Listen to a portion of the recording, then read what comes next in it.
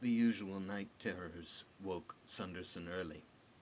He crept from his bed, suppressing the cacophonia of old warped wood with well-timed shifts and pressings. One part of his mind stayed vigilant for the chair beast whose existence was devoted to barking Sunderson's shins. The rest of his mind focused on his wife's breathing. She remained asleep. He had not roused her, or she had become a better forger, as he had. When she woke at midnight with a scream caught in her throat and raking nails and sweat, when she woke that way, Sunderson would invest enormous energy into crafting the likeness of sleep, to save her embarrassment, to save him embarrassment, to maintain their unspoken agreement not to speak of it. He found clothing, bundled it, took it to the door open to dawn and birdsong and frost, slipped out fast, careful not to look behind him. He was not to look at Freysdeuter until she had time to compose herself. Another part of their unspoken agreement, subsection 8, paragraph A, closed the door, dressed outside. No one out there to see him but the trees. What could she have said to her husband when he found this pathetic little hut home? It's horrid. I'm scared. A grove? A grove? You know what happened to me in a grove. Except he didn't know. Sealed that secret down deep, so he didn't know. Even if he suspected, which he ought to, but he doesn't seem to. Maybe he's too busy with his own fear. And it's not like they could afford any other place in Chapin. Until the guild came through for them, they were a couple of skinny little refugees in a corpulent city guzzling immigrants, keeping some down, puking up others. She should be thanking her fucking lucky stars they didn't have to sleep under a bridge. Fat chance. Thank the gods he went out. For all his bad dreams, he was starting to recover, feeling safer.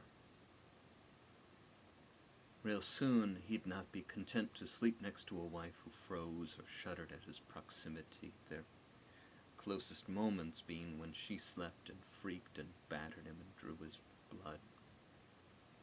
Not today. She'd get through another day, by a grove, and she'd still be there at nightfall. Grove by. And tomorrow, endure. Sunderson walked straight into the grove and put his hands on trees that were not his. He never would put his hands on his tree. Pretty sure of that. It was in Bratch territory now. Probably some little Bratch brat being passed through and tied in. Insufferable. Well, no, that's not true. He was suffering plenty, and what was the alternative? The axe? Fire? A heroic charge to reclaim what had been taken? None of these fucking things were going to happen. So Sunderson put his hands on trees that were not his, caressing. Fingerprint ridges catching and bibbling over the bark. He shut his eyes and hugged a tree, kissed it. God damn it, he owed everything to the lost grove, his life and his wife's, time and space bought, a chance at recovery, happiness. Well, optimistic that. Sunderson tried hard to squeeze out excess optimism. It was pooling up in him these days, rusting his reserve too fast, too soon. Freysdeuter took the rag out from between her legs, hid it, replaced it, all without thinking. Perfect. Sunderson walked the perimeter and checked his snares. 3 tripped and empty, 1 still strung, 1 rabbit, snatched up and wrung and slung, hung from a branch, incisions done right, and the skin will pull right off, top to bottom, 1 fell swoop. Fell.